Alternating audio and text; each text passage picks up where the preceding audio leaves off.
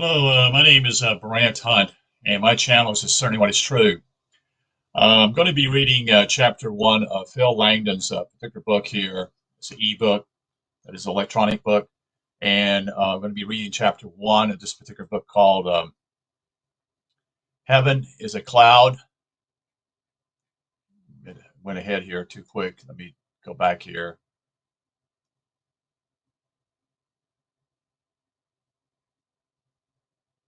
Heaven is a Gnostic cloud of leverage that waters the seed of life at the rest of time. This is a book that was copyrighted 2023 in the United Kingdom. This is Phil Langdon's particular book, and the particular chapter one is first we're going to go through the forward and then know thyself. I am not what happened to me, I am what I choose to become. A quote from Carl Jung. Forward. My philosophy is simple. If we can understand, we can know. To know thyself is to know thy true self as God. Knowing God is the leverage that knows truth and wisdom. Knowing truth and wisdom is the leverage that knows heaven. Knowing heaven is the leverage that knows the fullness of reality. This book is about leverage and constitutes initiation into the mystery of reality. It is offered to explain how we live, specifically to generate heaven as a permanent spiritual home with the help and companionship of God, the fullness of our true self. I will give you what no eye has seen, and what no ear has heard, and what no hand has touched, and what has not occurred to the human mind. This is a saying from number 17 from the Gospel of Thomas, the Nag Hammadi Library. Know thyself.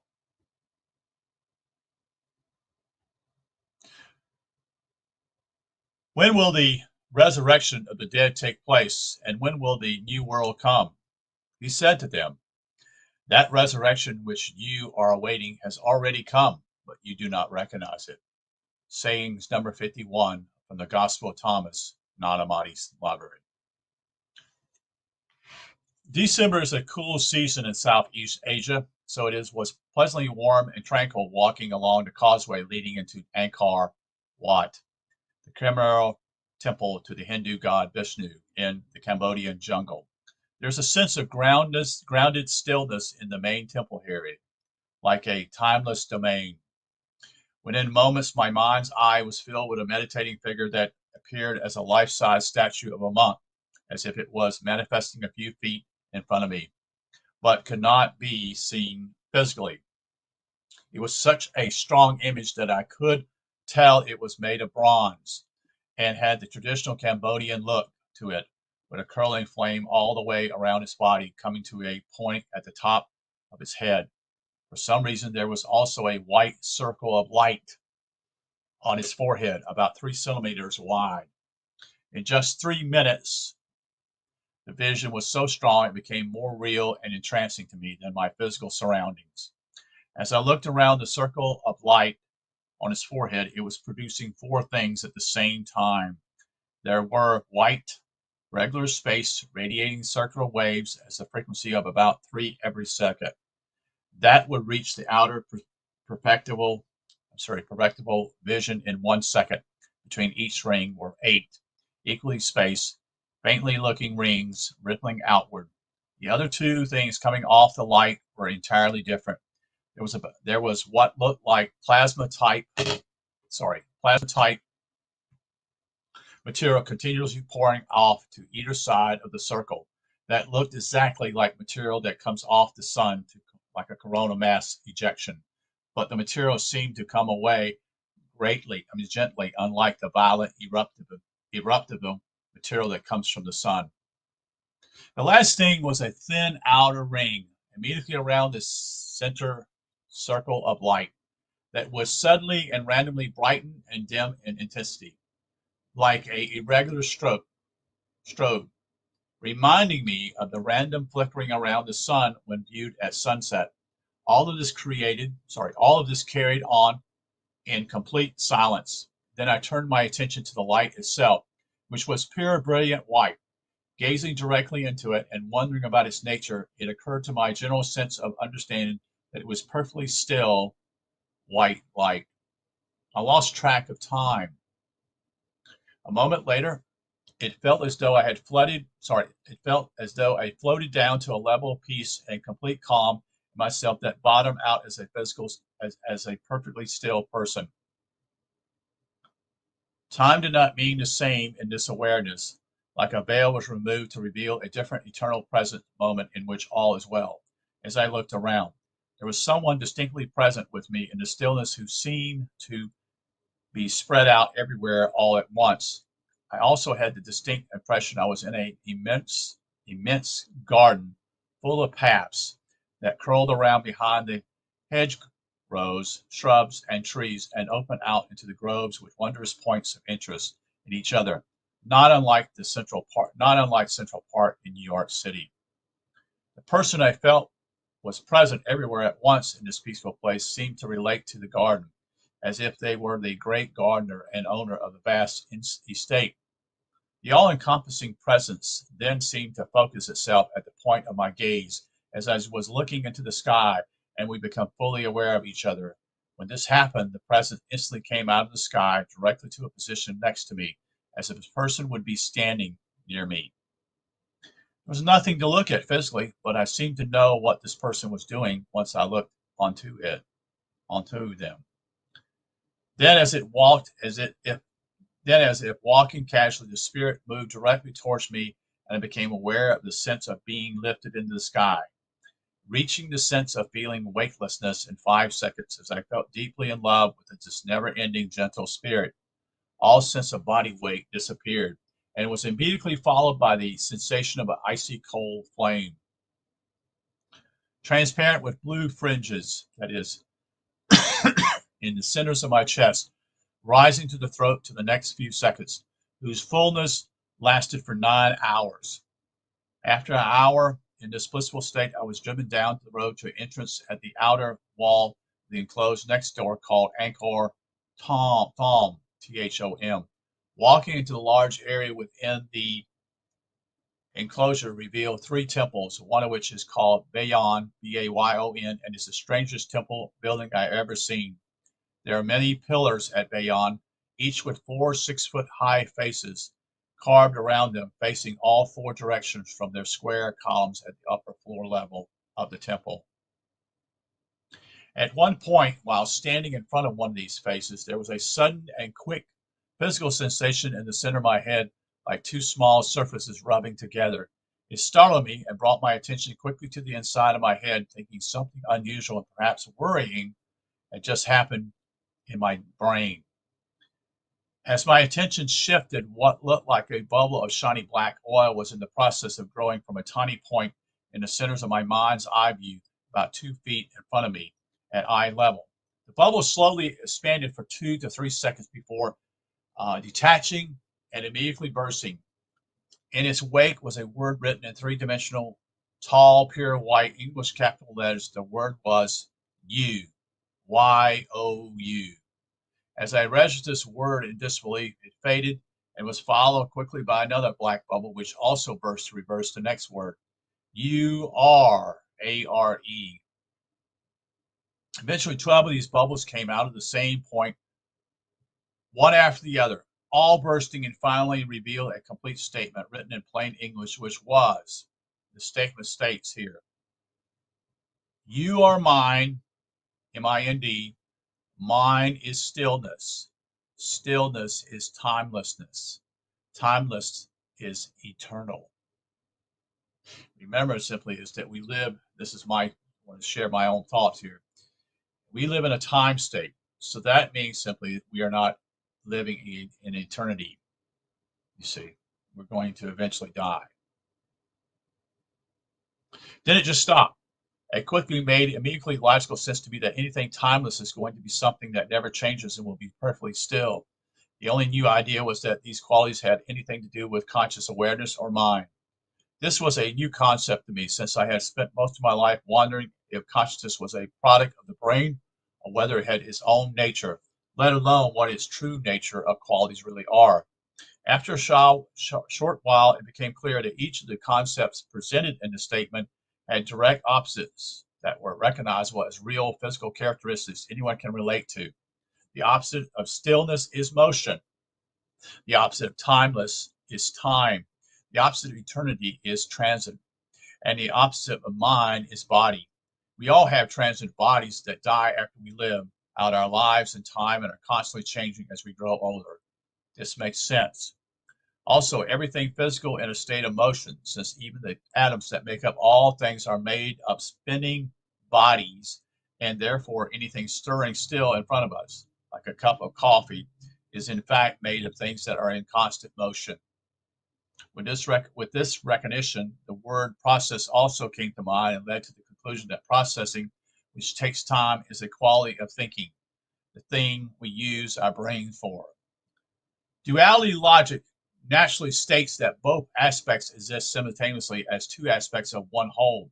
Their opposition is clear as a natural differences between manifest and unmanifest aspects of the same single reality. In other words, both the singular reality of being, the observer that is, and the manifest physical world, the observed, are based on the same center of truth and rooted together. This is how understanding the nature of self can be achieved from gaining measure of the manifest world. Truth, as an eternal singular issue, has an automatic, predictable nature and outlives any physical event, even the entire lifespan of the cosmos, as a non-temporal backdrop that stands alone, robust outside the issue of time and space. True singular nature as truth, infinite and unbounded, and therefore eternally without comparison and alone, never ending and without measure. The eternity of truth is like infinity. No measure meets no time and no change. In this sense, infinity relates to the unity of truth as a singular, unchanging, eternal issue at the root of reality. All three conceptual issues of zero, one, and infinity are thus aspects of the same eternal, ever-present single truth, permanently at zero. The nature of cosmic reality or life, in contrast, is always changing from the original t equals zero moment of its germination and never the same twice, as the expanding entity where time sees nothing but change within a changeless set of principles. Energy behaves automatically, in other words.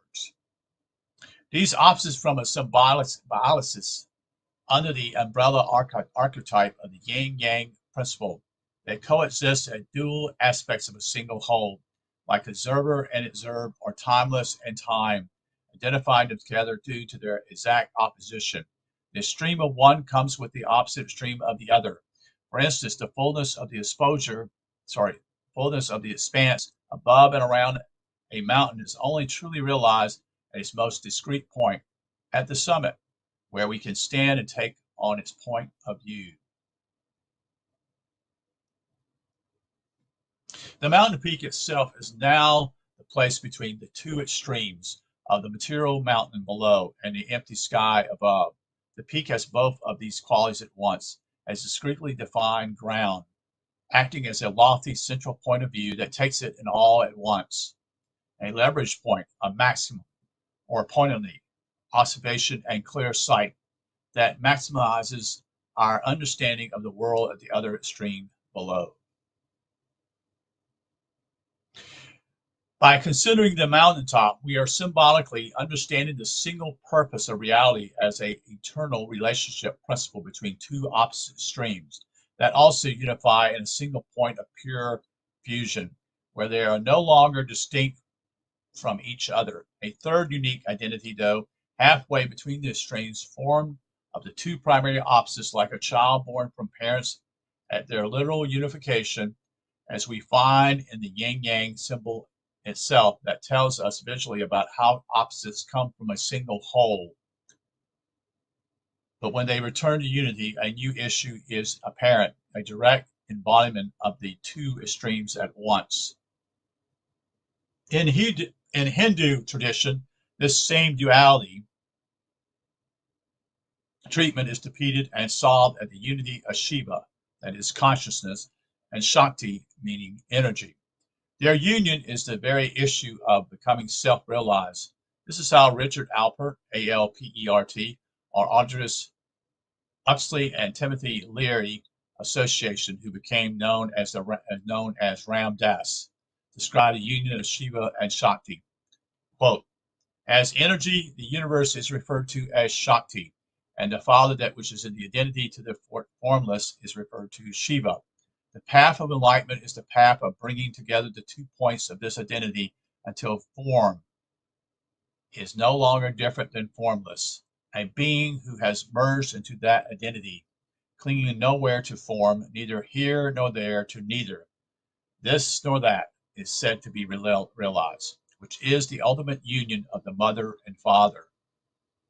The process of bringing about that union involves working with Shakti, the mother, directing, and using the energy and form in order to transcend that form and merge with the formless.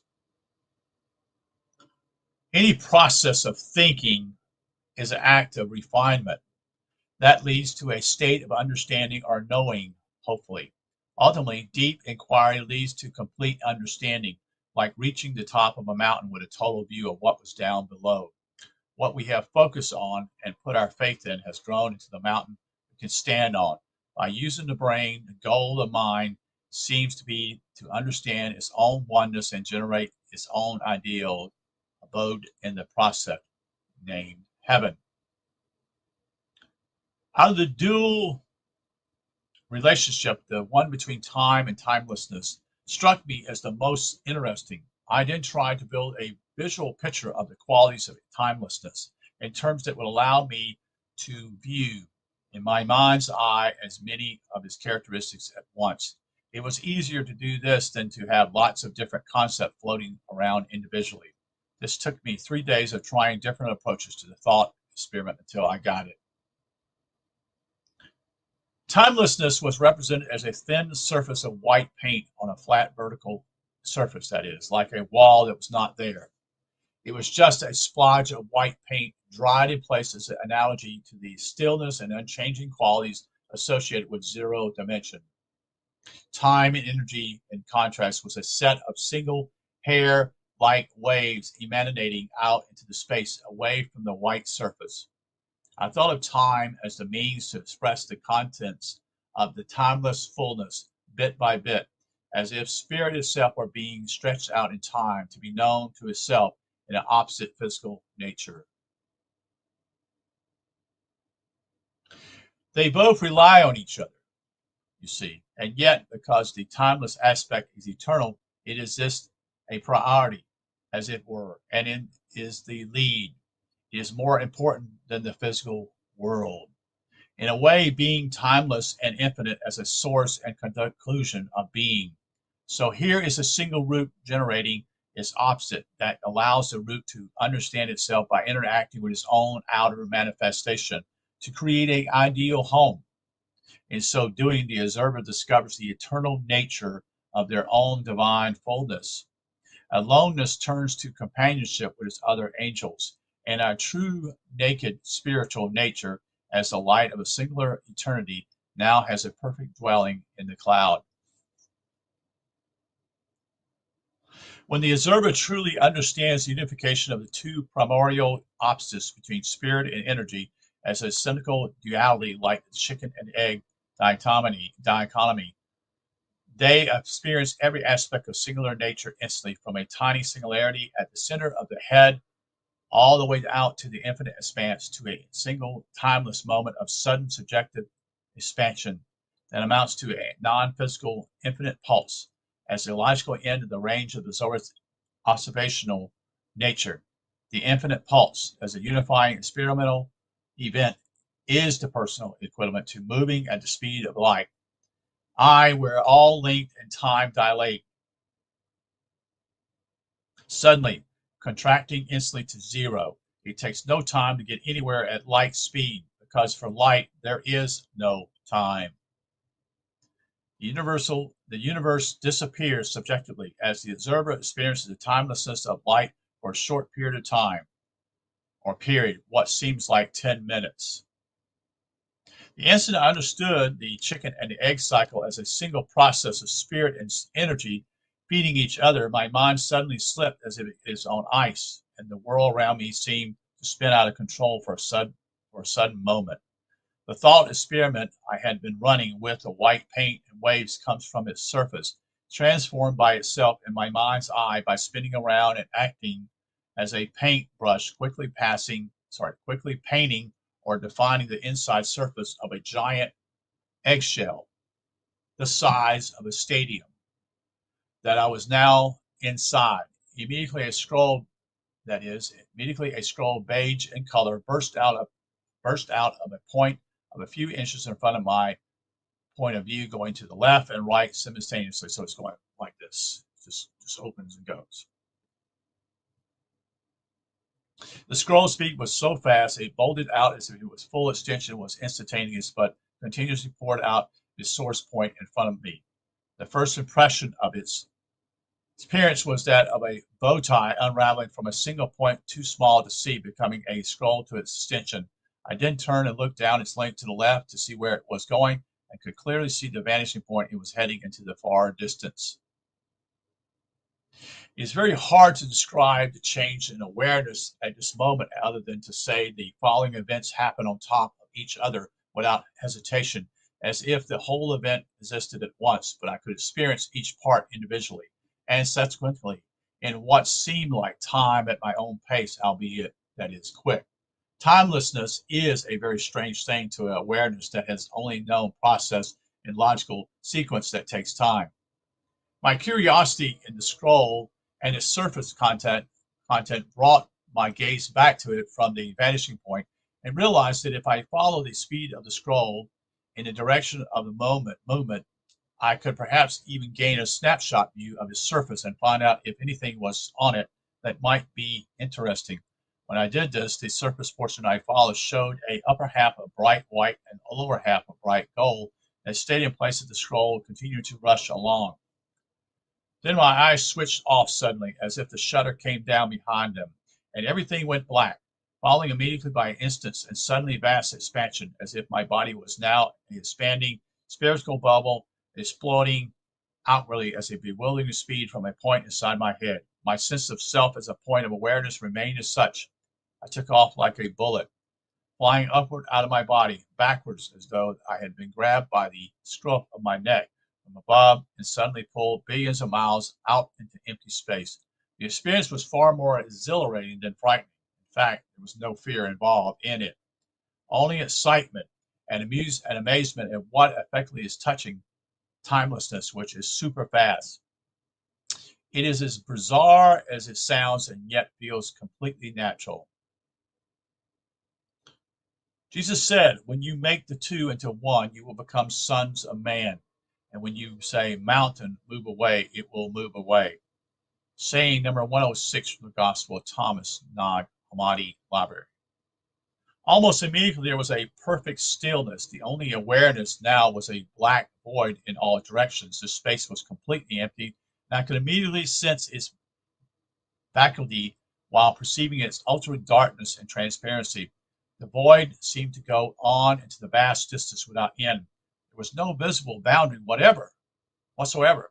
Then I tried to look around, but as I looked to my upper left, or thought I did, I found the view did not change, as if the initial view followed my gaze. And I realized I had no idea if I was turning at all, or if I could turn. There was no motion reference to contrast my position to prove it, you see. As I wondered what to do and where my body had gone, a thin membrane like oil and water appeared around me to the shape of my head and shoulders. I could see the head was still turning to the left relative to the shoulders, and wished for it to turn back to the straightforward view. It worked as the head swept around to the right to line up with the shoulders. Something unexpected came into view near distance that appeared to be 6 thin horizontal streaks of light. They held their position relative to mine and extended beyond my peripheral vision further over to the right. As I followed their length, turning to the right, they led to a large white cumulus type cloud that looked like a real cotton wool type cloud you could normally see in the summer day. From its body, a series of thin white laser-like beams of light extended out into the black void around it, making the overall shape of a cross, with two beams extending out the front towards me, making 32 in total. Every beam was the same, extending a distance roughly 10 times the cloud length before each seemed to fade into the blackness, spreading slightly at their limit as smears of light, three fingers at the end of the long arm. My first thought after stunning introduction was that it could not be real. I thought there was something wrong with my vision because I was looking for a point source of light in the distance somewhere and did not expect to see a cloud. Turning to look away into the darkness again to the left for a moment to test my vision, I waited about 3 seconds before turning around to look around to the right where the cloud had been. It was still just sitting there, gleaming white. Nothing had changed. It might be real, I thought, and there was nothing I could do about it. Wondering what it was, I asked Smith, "What is it?" I instantly found myself in a position more than halfway towards the cloud, but a little higher and to the right from where I had just been. I had turned to look down to the left from this new position and could see over the top of the cloud, that is the right-hand side, and its front end all at once.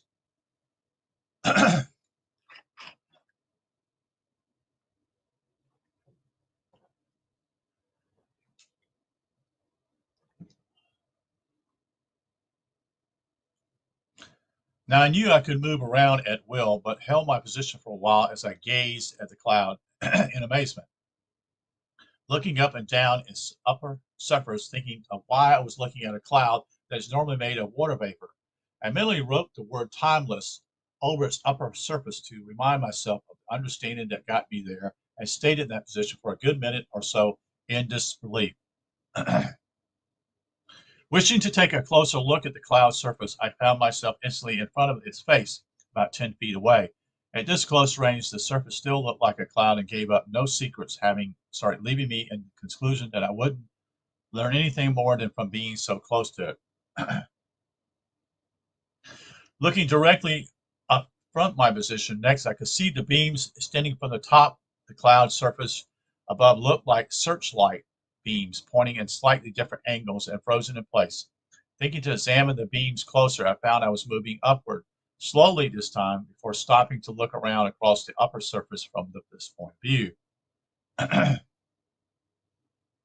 There were 10 beams emerging from this upper surface in 3 rows of 3 beams each, going from front to back, with a single beam at the back of the left. The triple rows were arranged with the same configuration as the 3 belt stars of the constellation Orion, I noticed. Then it occurred to study just one of the beams, and I looked around to quickly choose the one on my left at the front corner. Moving away from the beam at first to take it in all, and at once I looked at it up and down from its base to its limit. There was no haze around the transition between the beam and the surrounding black space, giving it a razor-sharp definition. It was so perfectly straight and sharply defined, it looked like there was a corner running all the way up and down the beam on its edge. To make sure, I looked down at where the beam came out of the cloud, and it was, in fact, circular at its base. Confirming the apparent cornering was a visual effect of the razor-sharp definition of the beam itself. Then, to get a very close look, I instantly moved right up to the beam, making an apparent width about 15 feet, as a distance from me that seemed to be about 10 feet again. The beam was pure crystal white, solid-looking, and radiant, with no apparent distinction in its appearance whatsoever. I gazed at it, trying to see if there was something, if there was anything other than just pure white radiance, and couldn't detect anything at all. With that, I looked directly down from my position towards the surface of the cloud below, about 100 feet away, it seemed, and noticed that all the beams at the surface were surrounded by a perfect circle at the cloud surface, nearly and smoothly curled down around them, creating a hole for which the beam protected and fit snugly. Being satisfied I couldn't learn anything more, I moved away from the cloud to a similar position as before, where I could take it all in at once and had the sense that it was like it was nearing time to leave the situation somehow. Finally, my attention turned yet again to the cloud surface from the secondary position I had taken at the start of the experience. I expected to be able to see its fine detail earlier when I approached the front is such a close range, but instead now found that the circular lens appeared between myself and the cloud, automatically zooming in onto one of the tiny bumps on the cloud surface, much to my surprise.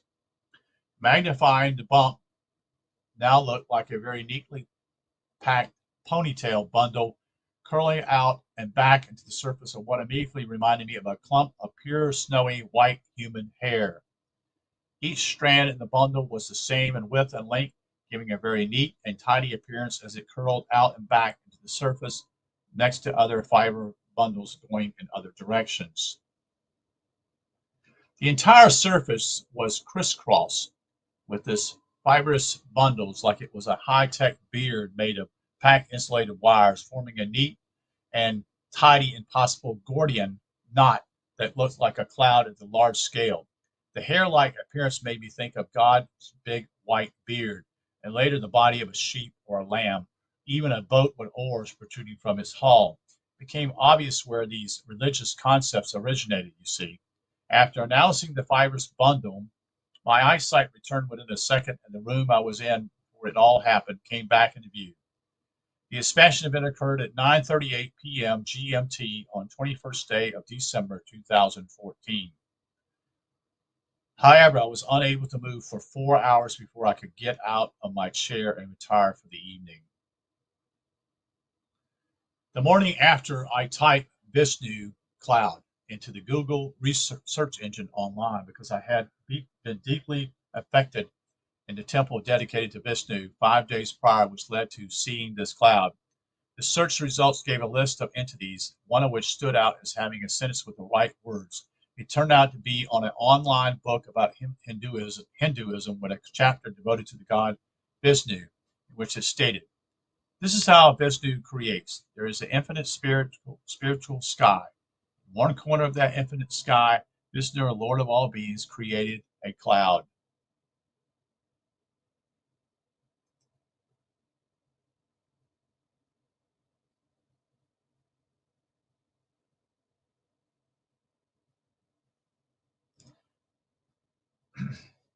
The cloud is the stamp of God in a person, leaving proof that God is not only real, but the greatest eternal reality itself.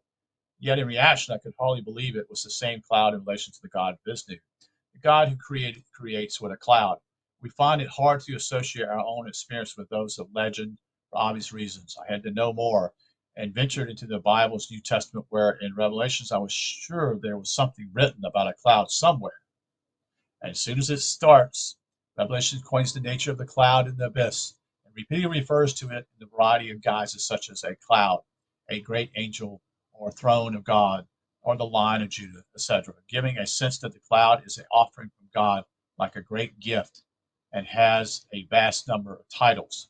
The book of Revelation refers to the abyss as the sea of glass, meaning transparent, a definite reference to see-through nature as pure pitch black, transparent emptiness to infinity.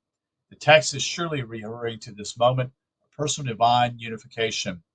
Reading on Revelation describes the opening of the seals in chapter 6, and I started to realize they were talking about the entrance system and how it relates to the ancient concept of chakras, or energy wheels, inside our bodies, corresponding with the central and sympathetic nervous system. I wonder where the sixth and seventh seal would mention anything about the experience of rushing upward and losing sight of everything familiar. To the 12th verse, it clearly states the nature of the experience precisely as it happens in simple terms. First, the scroll appears in front of our point of view, then the sudden rushing upward and vast expanse. Quote,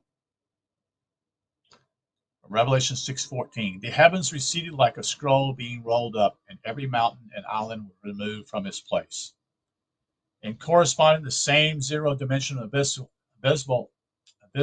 condition existed at the speed of light, where there is no time or space. A proton moving at the speed of light experiences no time and no universe, only its own being and the stillness of the empty expanse of a singular zero-dimensional nothingness. Light speed thus constitutes a barrier between the two worlds of the timeless abyss and the cosmos. And if the abyss is a seed condition of a womb of the universal accessible only at light speed, or any other condition where time, that is t equals t, is at zero, if light is the primal issue of the barrier between the two worlds, it must be present in the primordial root. Light is not only the cause of the universe, but its accomplishments as well. The speed of light, relatively an issue of perception also directly identifies one of the most important features of reality, and that there needs to be an observer of that reality for it to mean anything. This suggests that the universe has a point, and it has everything to do with observation, since the cloud is tantamount to seeing heaven from the outside with its physical form. Heaven is a cloud that has a shape and a structure. This means its nature has come from something physical with boundaries and discreteness. The expansion of the Holy Spirit is complete contrast.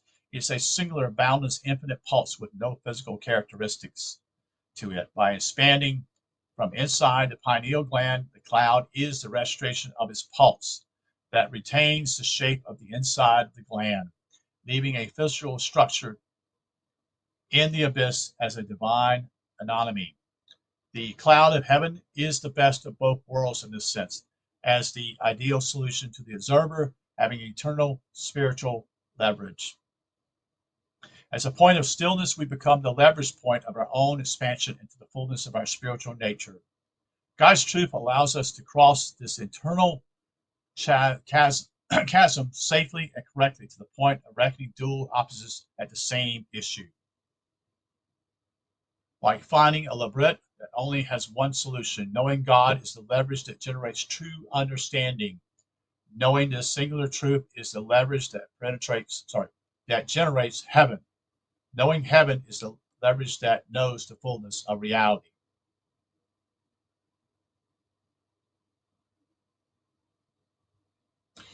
So that is the conclusion of chapter 1 here from Phil Langdon's book, and called Heaven is a Gnostic Cloud of Leverage that Waters the Seed. This was chapter 1. This book was just, I think, sent to me a couple of days ago by Phil to me. So I thought I would share it with you guys today, and we will continue to do this a little later in the day, deal with chapter 2, which is called Divine Leverage. So thank you for being here, and wish you a good day. And again, this was reading from chapter 1 of Phil Langdon's book, Heaven is a Gnostic Cloud of Leverage that Waters the Seed. Thank you for being here. Take care. Have a good day.